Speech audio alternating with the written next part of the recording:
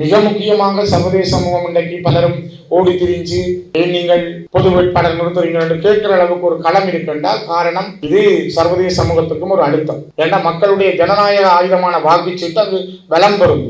எங்கள்கிட்ட இப்ப துப்பாக்கி இல்லை, நாங்கள் துப்பாக்கி தூக்கினாங்க, ஆனா இப்ப துப்பாக்கி எங்கள்கிட்ட கையில இல்லை. தமிழீழம் கேட்டாங்க, சில போல அது கனன்று கொண்டிருக்கலாம், ஆனா இப்ப நாங்கள் வெளியே சொன்னா அது எல்லாருக்கும் பிரச்சனை. ஆகவே இது ஒரு நல்ல களம். இந்த களத்தில் எங்களுடைய கருத்து, நான் கட்சி ரீதியான கருத்தாக இதனை சொல்லவில்லை, இது என்னுடைய ஸ்ரீதரனாக நான் சொல்லுகிறேன். என்னை பொறுத்த வரைக்கும் இந்த பொது வேட்பாளர் என்ற விடயத்தினூடாக நாங்கள் அதனை வலியுறுத்துகிறோம்.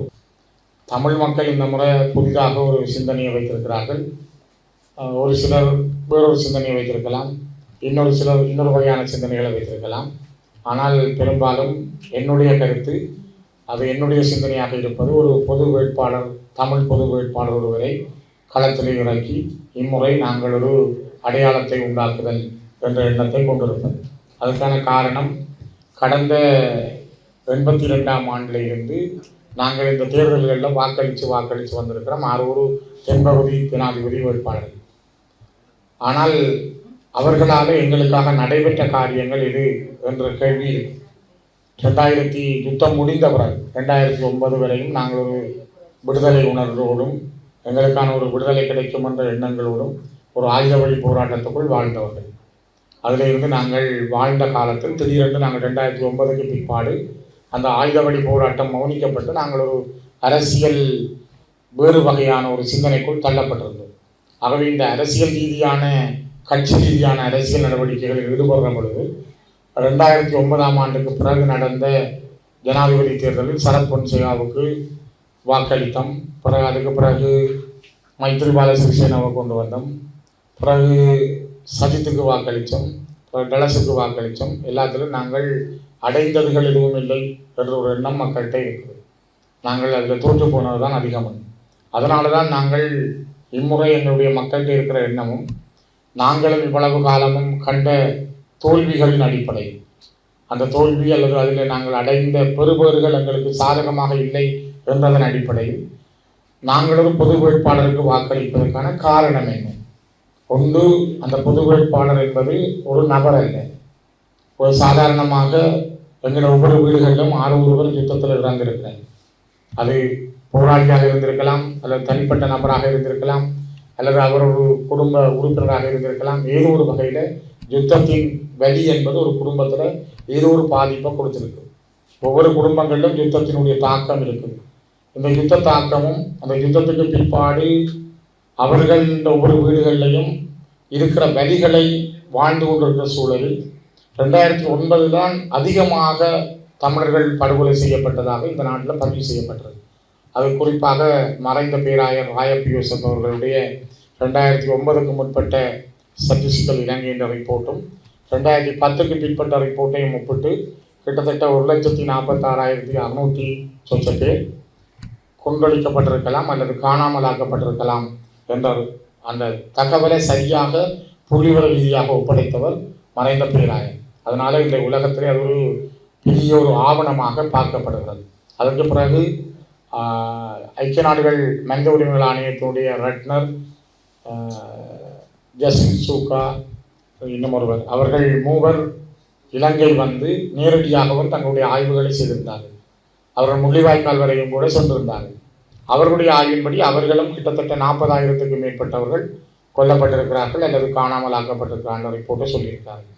ஆனால் நாங்கள் ஒரு சுதந்திரமான தமிழர்களாக எங்களுக்கான நடந்தது இன அழிப்புத்தான் என்று சொல்வதற்கான, அதனை கொண்டு போய் நிறுவுவதற்கான வழி இப்பொழுது 15 வருடங்களாக எங்களுக்கு கிடைக்கும்.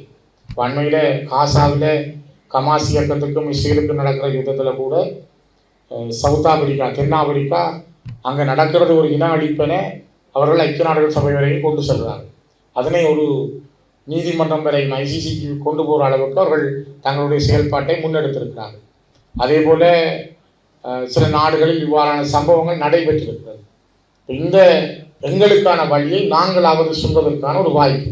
இப்போ குறிப்பாக எங்கள்கிட்ட ஒரு 15 லட்சம் வாக்காளர்கள் இருக்கிறார்கள். குறிப்பாக தமிழர்கள்ட்ட ஒரு 3-4 லட்சம் குடும்பம் என்று வைப்பேன். குறிப்பாக நான் ஒரு எழுமாற்றாக சொல்றது, 4 லட்சம் குடும்பமாக இருந்தால் குடும்பத்துக்கு ஒருவர் எங்களுக்கு நடந்தது இன அழிப்பென்று ஒரு வாக்களிப்பாராக இருந்தால் இதை நாங்கள் சர்வதேச சமூகத்தில் சொல்ற ஒரு செய்தியாக எங்களுக்கு நடந்தது இந்த மண்ணில இன அழிப்பு, இதுக்கு ஒரு சர்வதேச விசாரணை வேண்டும். ஏன்னா எங்கள்கிட்ட இருந்த ஒரு சுதந்திரமான விசாரணை இதுவரைக்கும் செய்யப்படையது, சர்வதேச ரீதியாக செய்யப்படையது.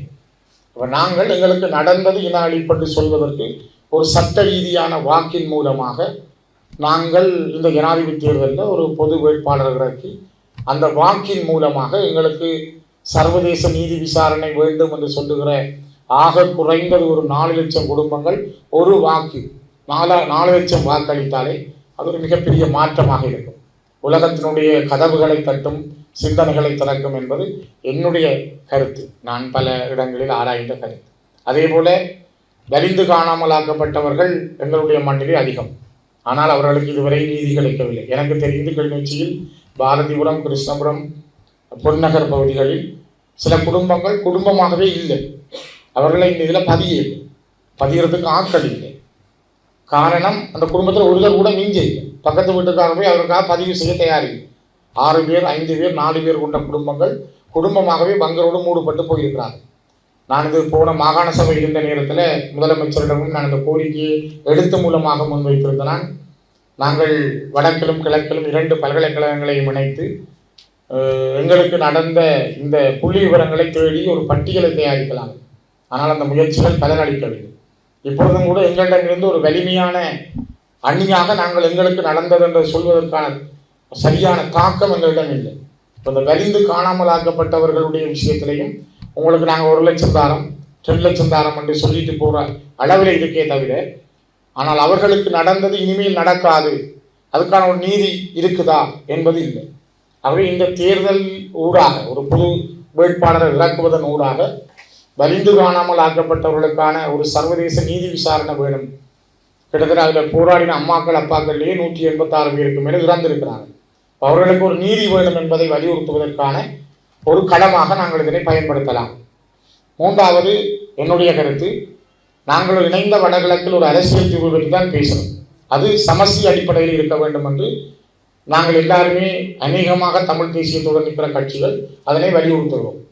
2005ஆம் ஆண்டு 5ஆம் மாதம் 2ஆம் தேதி ஒஸ்லோவிலே ஒரு கம்யூனிகேட் எட்டப்பட்டது.